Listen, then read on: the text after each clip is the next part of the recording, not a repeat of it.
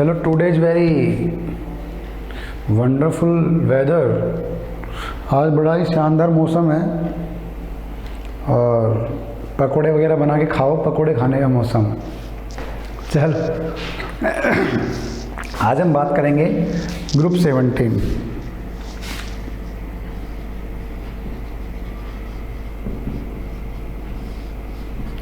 Halogen family.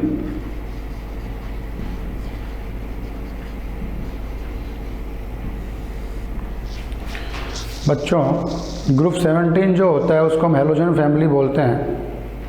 क्या बोलते हैं? हैलोजन फैमिली बोलते हैं, सबको पता है। जर्नल इलेक्ट्रॉनिक कॉन्फ़िगरेशन की बात करूं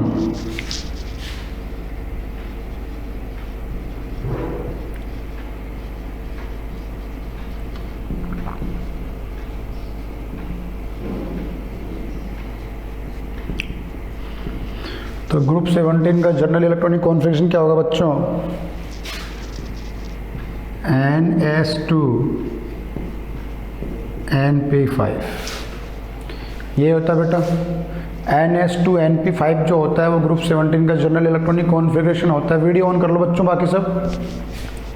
चलो, मैं एलिमेंट्स की बात करूं तो फ्लोरीन, क्लोरीन, ब्रोमीन, आयोडीन और एस्टेटाइन। जनरली ये 5 एलिमेंट्स जो होते हैं वो ग्रुप 17 में हम इनकी स्टडी किया करते हैं। सारे के सारे नॉन मेटल्स हैं, ये मेटल्स है।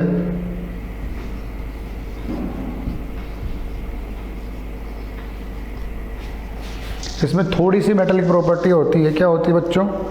थोड़ी सी मेटलिक प्रॉपर्टी होती है।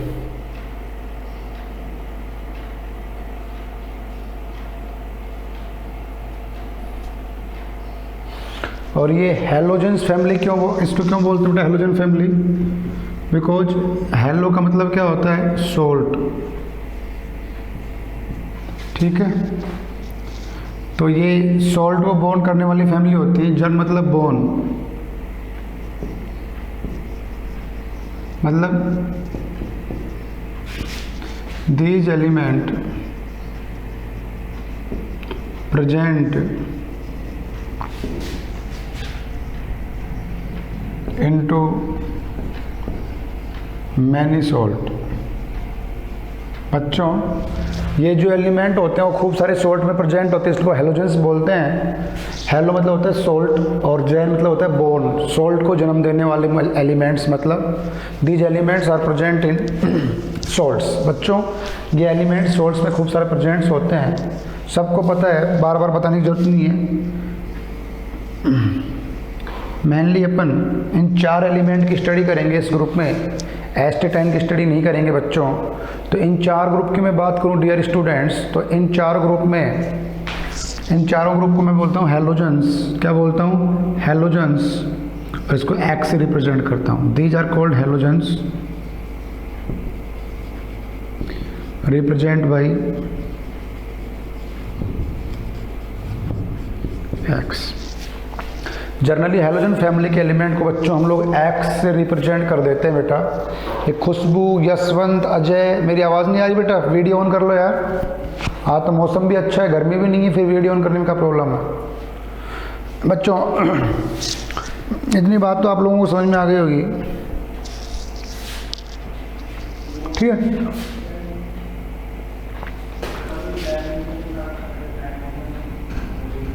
तो डियर स्टूडेंट्स, अब हम बात करेंगे कि जो हैलोजन एलिमेंट होते हैं ये इनकी फिजिकल प्रॉपर्टी की बात करेंगे।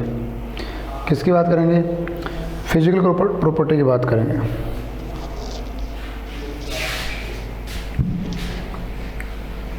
तो फर्स्ट मैं बात करूं एटॉमिक साइज। सबको पता है बेटा? सबको पता है ना, बार बार बताने की जरूरत नहीं है। आपको 2 ग्रुप पढ़ा दिए गए हैं बच्चों। एटॉमिक साइज की बात करें तो क्या होगा? Atomic size decrease, atomic size decrease top to bottom. सारा का सारा खेल एटॉमिक साइज पर डिपेंड करता है। आपने दो फंक्शनल ग्रुप अच्छे से दो पीरियडिक टेबल के दो ग्रुप 16 और 15 ग्रुप अच्छे से पढ़ ली तो बेटा वही ट्रेंड्स चलेंगे सेम के सेम। आयोनाइजेशन एंथैल्पी,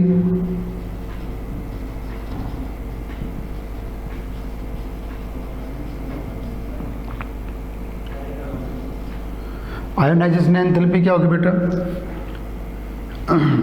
इंक्रीज होगी, सॉरी डिक्रीज होगी टॉप टू बॉटम।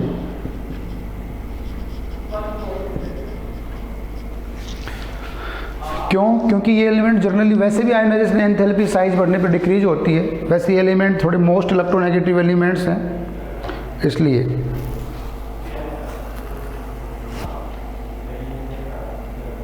क्लियर? वैसे स्टार बना के लिख लो,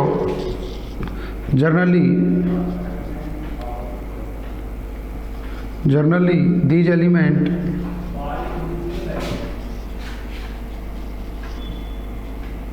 have high, these element have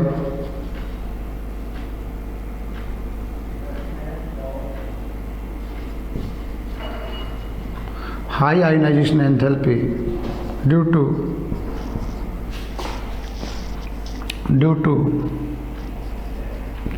high electronegativity.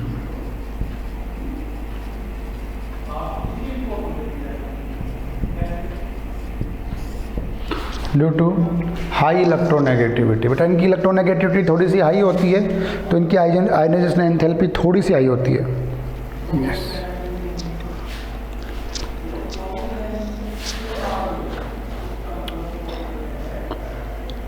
लिख लो।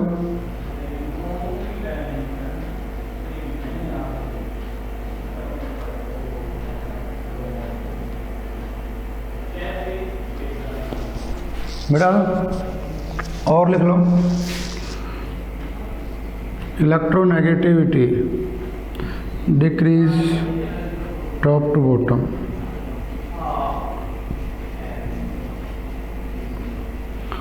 Electron gain enthalpy decrease from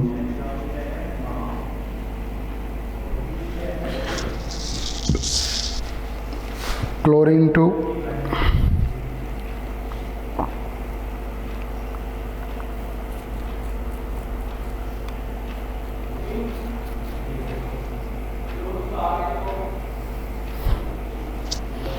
from chlorine to iodine। Chlorine से आयोडीन इलेक्ट्रोनेगेटिविटी क्या होगी, डिक्रीज होगी। स्टार बना के लिख लो। बच्चों ये बात अपन 16 ग्रुप में भी कर चुके हैं। सल्फर की इलेक्ट्रोनेगेटिविटी जो होती है, इलेक्ट्रॉन गेन एंथैल्पी जो होती है वो ऑक्सीजन से ज़्यादा होती है। बात की थी कि नहीं की थी?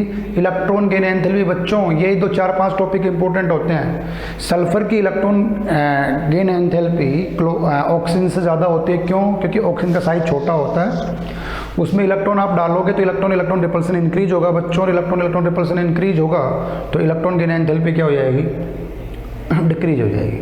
मतलब नेगेटिव इलेक्ट्रॉन गेन एंथैल्पी की बात कर रहे हैं बच्चों। सोचो ऐसा ही सीन मैंने आपको 16 ग्रुप में बताया था, लिख लो स्टार बना के। ये नेगेटिव वैल्यू होती है बेटा, वैसे भी नेगेटिव इलेक्ट्रॉन गेन एंथैल्पी। और वैसे भी इलेक्ट्रॉन गेन एंथैल्पी को नेगेटिव ना भी लिखो तो ये कॉमन सेंस की बात है, इसको नेगेटिव टर्म में यूज करते हैं। किस टर्म में यूज करते हैं? नेगेटिव टर्म में। Negative electron gain enthalpy of fluorine is less than chlorine. अब एक क्वेश्चन भी बन सकता है, ये क्या बन सकता है? क्वेश्चन भी बन सकता है, less than chlorine due to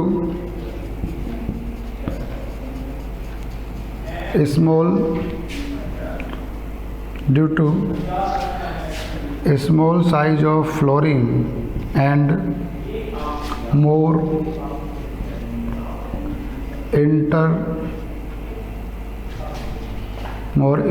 inter-electronic repulsion।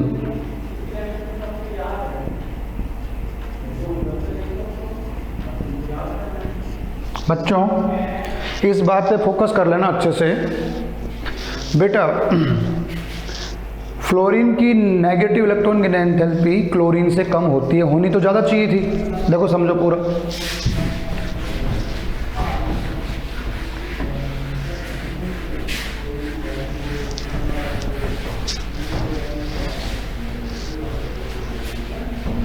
बच्चों आराम से तसल्ली से समझो।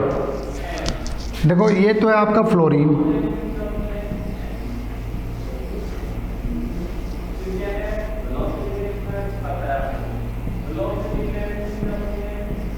ठीक है, और हम बात करें क्लोरीन की,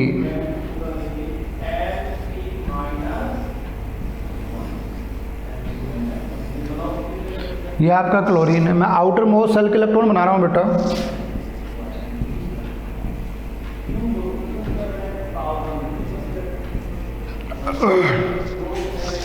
तो ये 3 सेल हो गई क्लोरीन में, फर्स्ट सेकंड थर्ड, ये 2 सेल का एलिमेंट होता है। अब बात ये आती है बेटा कि इलेक्ट्रॉन गेन एंथैल्पी का मतलब क्या है, द एनर्जी, ये पढ़ रखा है ना बेटा, energy released when an atom receive electron. Generally कोई भी एटम बेटा इलेक्ट्रॉन को रिसीव करते हैं तो उसको हम इलेक्ट्रॉन गेन एंथैल्पी बोलते हैं, सबको पता है, बार बार लिखने के लिए बताने की जरूरत भी नहीं है बच्चों। तो माय डियर स्टूडेंट्स, सही बात तो ये है कि electron gain enthalpy used in negative term. General case में हम इलेक्ट्रॉन गेन एंथैल्पी को नेगेटिव टर्म में यूज करते हैं बच्चों। जनरल केस में इलेक्ट्रॉन गेन एंथैल्पी को नेगेटिव टर्म में क्यों यूज करते हैं, क्योंकि मैंने यहाँ पे लिखा है कि एनर्जी रिलीज्ड, और एनर्जी जब रिलीज होती है तो बेटा उसको हम एक्सोथर्मिक प्रोसेस बोलते हैं, और वो जो एनर्जी रिलीज होती है उसके लिए अपन नेगेटिव साइन यूज करते हैं। सबको पता है एक्सोथर्मिक रिएक्शन के लिए डेल एच की वैल्यू नेगेटिव होती है, बता रखा है। एनर्जी मतलब डेल्टा एच नेगेटिव होता है एक्सोथर्मिक रिएक्शन के लिए, 1000 बार बता रखी बेटा ये बात। और डेल एच एंडोथर्मिक रिएक्शन के लिए क्या होता है बेटा, पॉजिटिव होता है एंडोथर्मिक। अब इतनी कॉमन सेंस तो तुम 12th क्लास के बच्चों लगा लिया होगा कि सेंटेंस में क्लियरली लिखा हुआ है बच्चों की एनर्जी रिलीज्ड। तो माय डियर स्टूडेंट, एनर्जी जो रिलीज हो रही है, तो वो जो एनर्जी रिलीज हो रही है बेटा वो किस टाइप का प्रोसेस होगा बताओ मेरे को, एक्सोथर्मिक। और एक्सोथर्मिक के लिए एनर्जी की वैल्यू कैसे यूज करते हैं अपन, नेगेटिव टर्म यूज करते हैं। कैसा टर्म यूज करते हैं बेटा, नेगेटिव। इसलिए हम बेटा इलेक्ट्रॉन गेन एंथैल्पी को नेगेटिव टर्म में यूज करते हैं। अब कॉमन सेंस की बात है, दिमाग लगाओ, जिस एलिमेंट का साइज जितना छोटा होगा, न्यूक्लियस से इलेक्ट्रॉन की डिस्टेंस उतनी ही कम होगी, तो उसको इलेक्ट्रॉन को लेने में उतनी ही ज़्यादा एनर्जी को रिलीज करना पड़ेगा। क्यों, क्योंकि जो एलिमेंट जितनी ज़्यादा एनर्जी रिलीज करेगा इट मीन्स उसकी स्टेबिलिटी ज़्यादा है, ठीक है, उसकी स्टेबिलिटी ज़्यादा है, मतलब उसको कम एनर्जी की रिक्वायरमेंट पड़ रही है। नेगेटिव वैल्यू है बेटा, दिमाग लगाना, कोई एलिमेंट नेगेटिव एनर्जी ज़्यादा रिलीज करेगा तो मैथमेटिकल में बात करो तो वो वैल्यू कम है ना बेटा। आप खुद बताओ, -400 बड़ा है -500 बड़ा है, मैथमेटिकली बताना। -400 बड़ा होगा, कॉमन सेंस की बात है। तो माय डियर स्टूडेंट्स, जिस प्रोसेस में नेगेटिव एनर्जी की वैल्यू बहुत ज़्यादा हो, इट मीन्स उस सिस्टम को एनर्जी की रिक्वायरमेंट बहुत कम पड़ रही है। क्यों, क्योंकि वो सिस्टम एनर्जी रिलीज कर रहा है। ध्यान रखना, लाइफ में जो स्पीसीज जितनी ज़्यादा एनर्जी रिलीज करेगी उतनी स्टेबल होती है। जो स्पीसीज जितनी ज़्यादा एनर्जी रिलीज करेगी जनरली उतनी ही स्टेबल होती है बेटा, समझ गए। अब देखो, तो होना तो क्या चाहिए था, होना तो ये क्या चाहिए था बेटा, electron gain enthalpy inversely proportional size. होता यही है, होता भी यही है। फ्लोरीन, क्लोरीन, ब्रोमीन और आयोडीन, होना तो ये चाहिए था। लिखना नहीं है बेटा, अभी ये समझना है, ये गलत लिखा हुआ है, जानबूझ के लिखा है समझाने के लिए। होना तो ये चाहिए था कि फ्लोरीन की इलेक्ट्रॉन गेन एंथैल्पी ज़्यादा होनी चाहिए थी बेटा, फिर डिक्रीज होनी चाहिए थी। क्यों? क्योंकि ये साइज का ट्रेंड होता है, सबको पता है। टॉप टू बॉटम जाओगे बच्चों, समझना अच्छे से बात को, बहुत इंपॉर्टेंट पॉइंट है। टॉप टू बॉटम आप मूव करोगे बच्चों तो एटम का साइज इंक्रीज होगा, और एटम का साइज इंक्रीज होगा तो इलेक्ट्रॉन की एंथैल्पी क्या होगी? डिक्रीज होगी, क्योंकि इन्वर्सली रिलेशन है बच्चों, उल्टा रिलेशन है मेरे प्यारे बच्चों। तो होना तो ये चाहिए था, लेकिन होता क्या है कि फ्लोरीन जो है, फ्लोरीन की नेगेटिव इलेक्ट्रॉन की एंथैल्पी क्लोरीन से कम हो जाती है। ये वेरिएशन क्यों आया? बाकी ऑर्डर सेम है, क्लोरीन, ब्रोमीन, आयोडीन, ये ऑर्डर तो सेम है। क्लोरीन, ब्रोमीन, आयोडीन का ऑर्डर सेम है, लेकिन फ्लोरीन की इलेक्ट्रॉन की एंथैल्पी जो है वो क्लोरीन से कम होती है, ज़्यादा होनी चाहिए थी। होनी चाहिए थी ना बेटा ज़्यादा, लेकिन कम क्यों हो रही है वो समझो।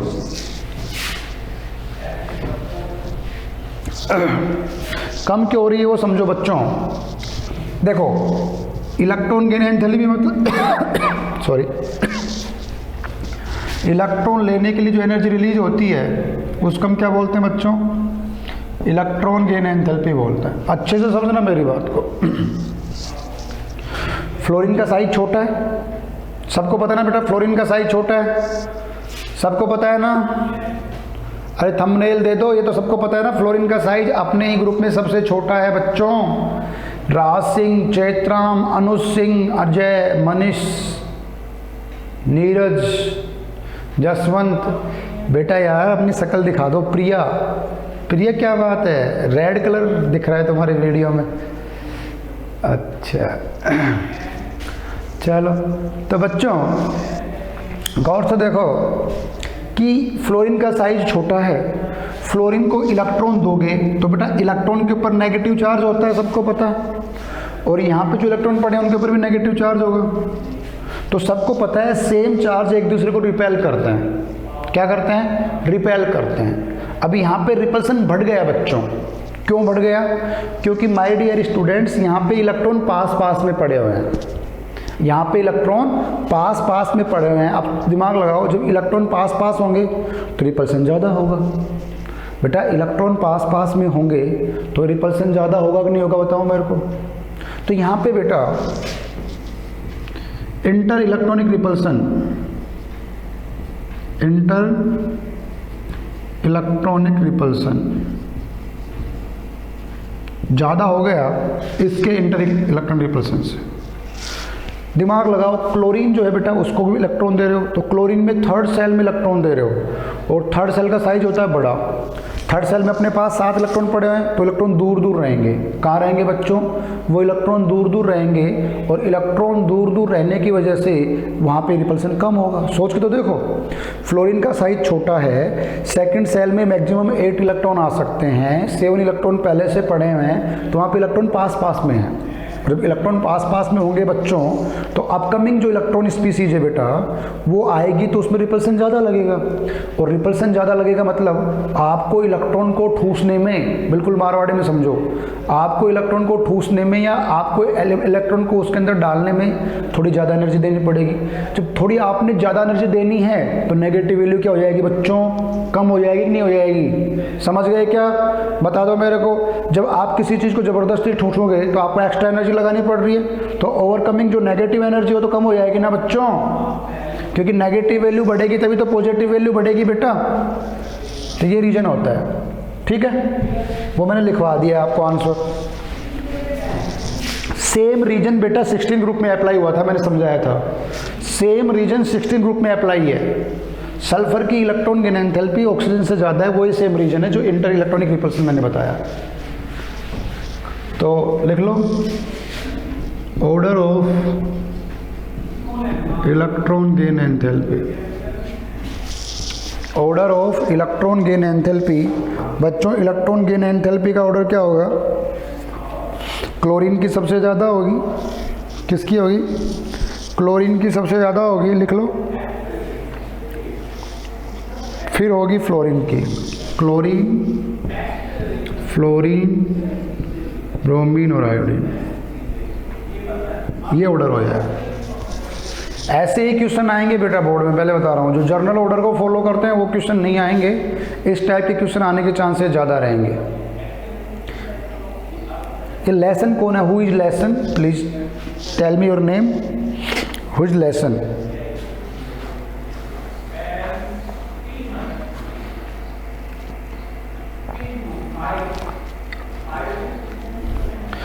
Which lesson? लेसन कौन है भाई ये?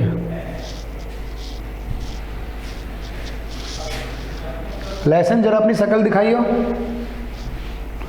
लेसन बेटा अपना फेस दिखाइयो जरा। लेसन LESSON लिखा हुआ है, किसने लिखा है? नाम तो नहीं होना चाहिए मेरे हिसाब से किसी का ये।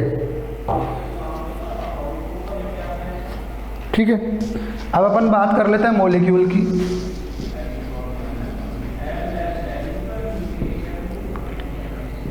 Molecular form of halogens. बच्चों जर्नली हैलोजेंस जो होते हैं वो मॉलिक्यूल के फॉर्म में प्रेजेंट होते हैं, क्योंकि क्लोरीन भी गैस है और फ्लोरीन भी गैस है। सबको पता रखा बेटा, गैस जो होती हैं गैस वो मॉलिक्यूलर फॉर्म में प्रेजेंट होती है, एटॉमिक फॉर्म में प्रेजेंट नहीं होती। रियल गैस की बात कर रहा हूँ। नोबल गैस तो फिर भी एटॉमिक फॉर्म में प्रेजेंट हो सकती हैं। तो माय डियर स्टूडेंट्स, ये जो रियल गैस हैं वो मॉलिक्यूलर फॉर्म में प्रेजेंट होती हैं, और आयोडीन और ब्रोमीन भी जनरली मॉलिक्यूलर फॉर्म में प्रेजेंट होता है। तो मॉलिक्यूलर फॉर्म ऑफ हाइड्रोजन में लिख लो fluorine, chlorine, bromine and iodine. ठीक है, फर्स्ट लिख लो मेल्टिंग पॉइंट। मेल्टिंग पॉइंट, ठीक। मेल्टिंग पॉइंट पे क्या फ़र्क पड़ेगा बच्चों? मेल्टिंग पॉइंट जो होता है वो ग्रेजुअली इंक्रीज होता है। लिख लो melting point increase down the group.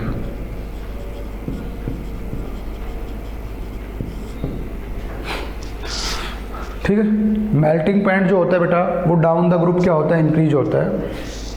समझ गए? दूसरा बॉइलिंग पॉइंट। बॉइलिंग पॉइंट का भी जनरल सिनेरियो तो यही होता है कि बॉइलिंग पॉइंट जो होता है वो भी डाउन द ग्रुप क्या होता है? इंक्रीज होता है।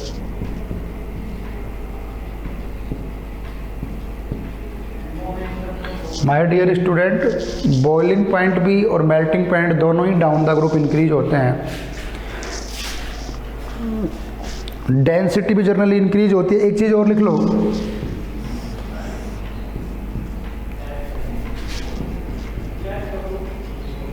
Present in gaseous form,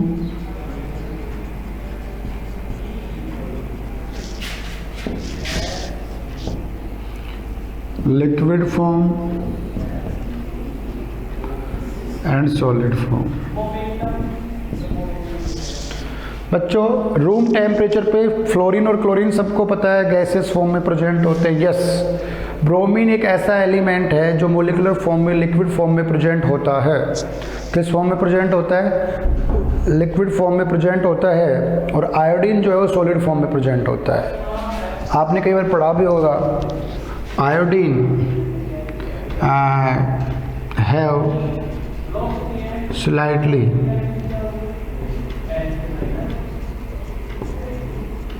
iodine have slightly metallic property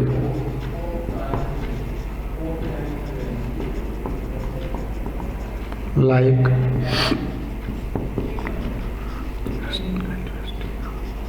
lustrous। Iodine lustrous होता है, थोड़ा सा शाइनिंग सरफेस होती है उसकी, आयोडीन चमकता हुआ होता है, इसलिए उसमें स्लाइटली मेटलिक प्रॉपर्टी जैसे करैक्टरिस्टिक्स हो सकते हैं। बाकी आयोडीन नॉन मेटल होता है, मेटल नहीं होता, ध्यान रखना। थोड़े बहुत करैक्टरिस्टिक्स आयोडीन में मेटल जैसे दिखते हैं। ठीक है बच्चों, बात समझ में आ रही है? तो कॉमन सेंस की बात है, गैस का तो मेल्टिंग पॉइंट वैसे भी कम होगा, बॉइलिंग पॉइंट भी कम होगा। तो दिमाग लगा लो इस तरीके से कि आप टॉप टू बॉटम जाओगे तो ये दोनों के दोनों ऑर्डर क्या हो जाएंगे? इस तरीके से हो जाएंगे। मेल्टिंग पॉइंट का ऑर्डर भी ये होगा, सॉरी उल्टा कर दिया मैंने, मेल्टिंग पॉइंट का ऑर्डर भी ये होगा और बॉइलिंग पॉइंट का ऑर्डर भी ये होगा। समझ गए बात को? चलो, अब बहुत ही इंपॉर्टेंट टॉपिक आ रहा है और वो है बेटा बॉन्ड लेंथ। सबको पता है बॉन्ड लेंथ भी क्या हो जाएगी?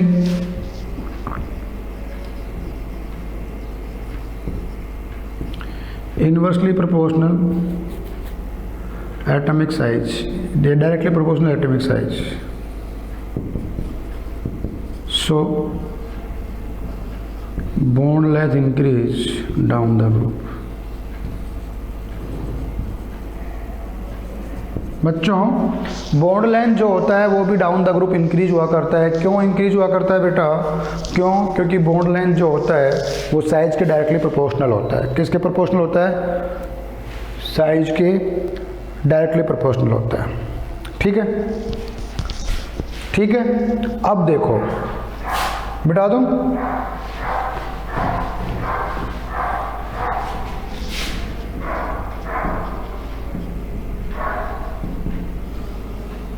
वेरी इंपॉर्टेंट क्यों लिखा है बच्चों? क्योंकि ये जो अभी टॉपिक अभी मैं बताऊंगा आपको, टॉपिक भी क्या एक ट्रेंड है जनरली। ये जो ट्रेंड है वो नीट में और जेईई में कम से कम 4 से 5 बार अलग अलग तरीके से पूछा हुआ है और इसके पीछे कंसेप्ट दिया गया, वो कंसेप्ट बताऊंगा।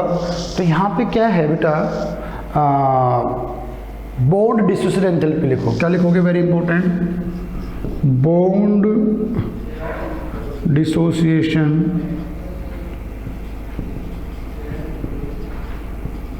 एंथैल्पी।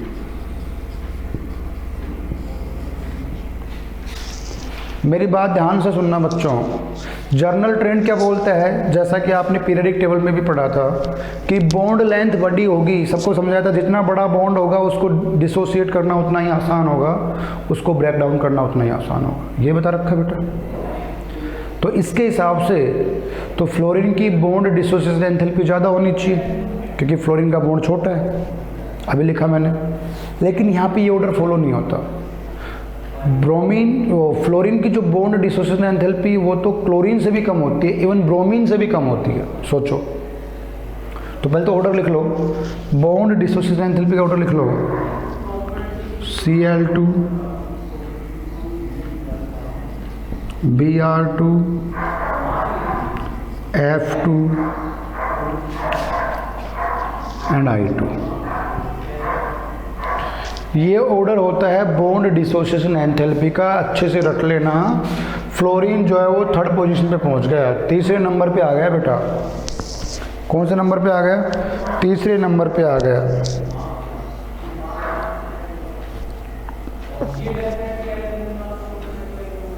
ठीक है, समझ गए बच्चों? हैलोजेंस जो हैं वो बॉन्ड डिसोसिएशन एंथैल्पी के ऑर्डर को प्रॉपर फॉलो नहीं करते। क्या नहीं करते बेटा? बॉन्ड डिसोसिएशन एंथैल्पी के ऑर्डर को प्रॉपर फॉलो नहीं करते बच्चों। क्यों नहीं करते? क्वेश्चन लिख लो, why the bond dissociation enthalpy of F2 is lesser than Cl2 and Br2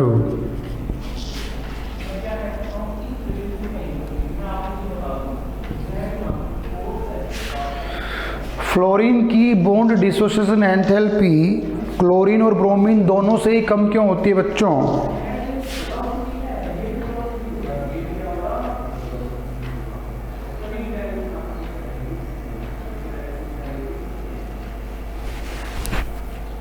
ठीक है, इस पे आपके एक इंटेक्स्ट क्वेश्चन भी दे रखा है एग्जाम्पल, उसका भी यही आंसर निकलेगा। बेटा दिमाग लगाओ, फ्लोरीन जो है ये फ्लोरीन है, F2 एटम ऐसे मान लो, ये F और F जुड़ा हुआ है, ये इसका इलेक्ट्रॉन क्लाउड है। फ्लोरीन मैं इधर लिख देता हूँ, चलो दिख नहीं रहा क्या तुम्हें? इधर लिखा हुआ, मैं इधर लिख देता हूँ, फ्लोरीन फ्लोरीन, ये 2 बॉन्डेड एटम है, ऐसे बनाओगे बच्चों। और माय डियर स्टूडेंट्स, आज तुम बच्चे कम हो क्या? तुम्हारे घर पे लाइट नहीं आ रही क्या? हम तो बारिश में भीगते हुए आए बच्चों। चलो बेटा, फ्लोरीन जो है आपस में इस तरीके से अटैच है, और बेटा फ्लोरीन जब आपस में इस तरीके से अटैच है तो क्लोरीन भी इस तरीके से अटैच होगा, ब्रोमीन भी होगा, आयोडीन भी होगा, सबको पता है। तो बेटा फ्लोरीन का वही एक चीज़ दिमाग में डाल लो, पीरियडिक टेबल को पढ़ो चाहे कोई भी ग्रुप को पढ़ो, सेकंड पीरियड के जो एलिमेंट है बच्चों, सेकंड पीरियड के एलिमेंट की कुछ प्रॉपर्टी डिफरेंट होती हैं। अब फ्लोरीन जो है वो सेकंड पीरियड का एलिमेंट है, गौर से देखो, तो कुछ ना कुछ प्रॉपर्टी डिफरेंस करवा रहा है। बोलो करवा रहा है कि नहीं करवा रहा? इलेक्ट्रॉन गेन एंथैल्पी में भी लफड़ा है, ट्रिकी ऐसे याद रख लो। ऑक्सीजन भी सेकंड पीरियड का एलिमेंट है, उसमें भी इलेक्ट्रॉन गेन एंथैल्पी में लफड़ा था। और यहाँ पे तो बॉन्ड डिसोसिएशन एंथैल्पी में भी लफड़ा हो गया। तो बेटा फ्लोरीन का साइज क्या है? छोटा, smaller size.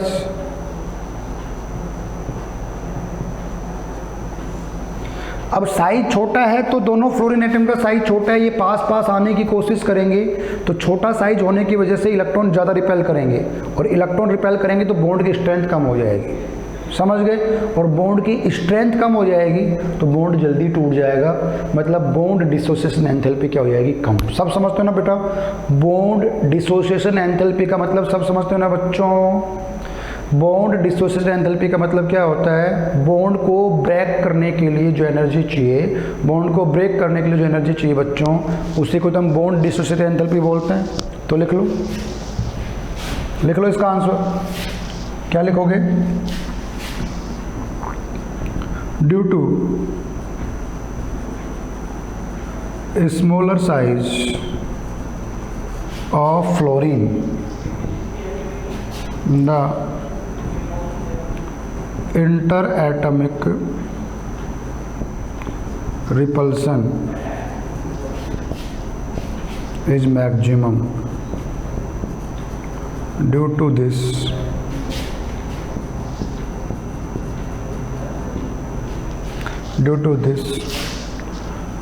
bond dissociation enthalpy is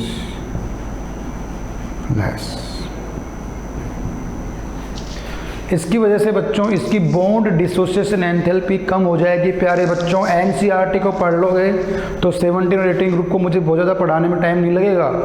क्यों? क्योंकि वही ट्रेंड्स आपने 16 और 15 ग्रुप में पढ़ रखे हैं बेटो। एक बार अपनी एनसीईआरटी को रीड करके देखना, लाइन टू लाइन रीड करके देखना, सब कुछ मिलेगा। सुमित सिंह शेखावत एक बार अपना दीदार करवा दे यार, एक बार अपना दीदार करवा दे यार।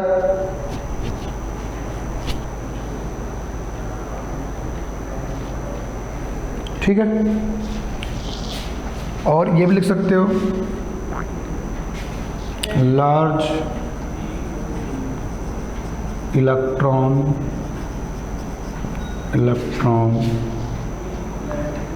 Lone pair repulsion. कैसे?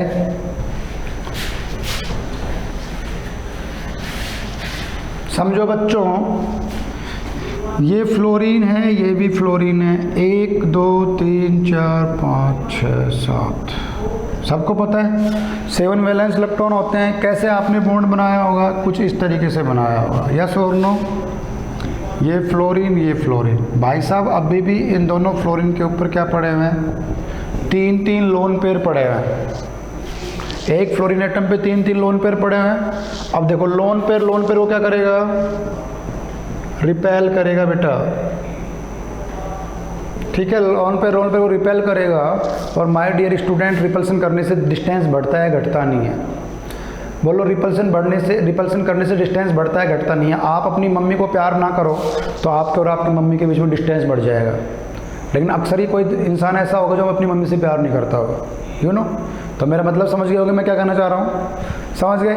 तो रिपल्सन बढ़ने से बच्चों, रिपल्सन बढ़ने से डिस्टेंस बढ़ जाया करता है, मतलब डिसोसिएशन एंथैल्पी कम हो जाया करती है। क्लियर है बच्चों?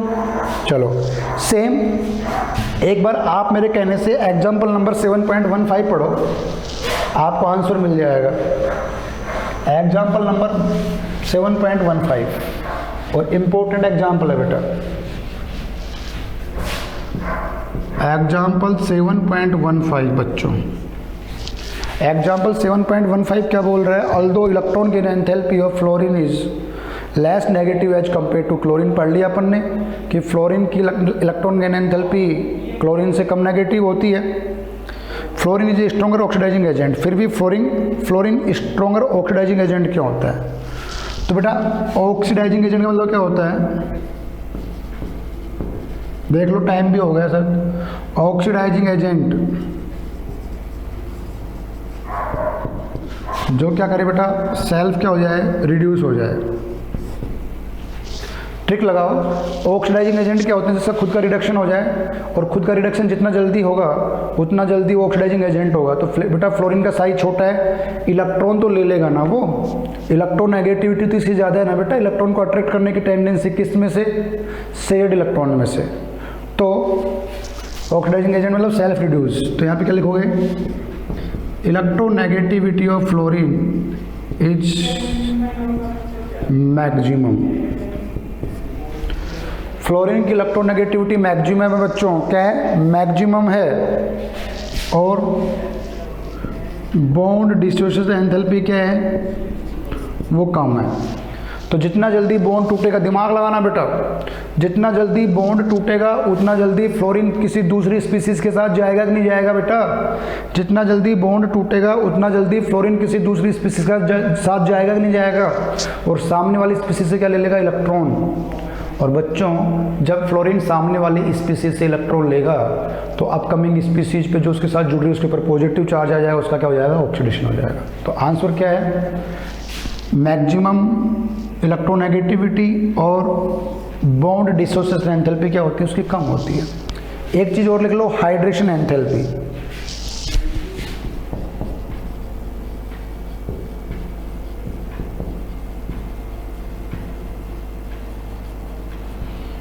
इसको भी मैं तुम्हें बता दूंगा, कल बता दूंगा, आज तो टाइम हो गया। हाइड्रेशन एंथैल्पी जो होती है वो इसकी हाई होती है, और जब किसी एलिमेंट की या मॉलिक्यूल की हाइड्रेशन एंथैल्पी हाई होती है तो बच्चों वो फिर अच्छा ऑक्सीडाइजिंग एजेंट होता है। बाकी बात कल करेंगे, ठीक है बच्चों, थैंक यू वेरी मच।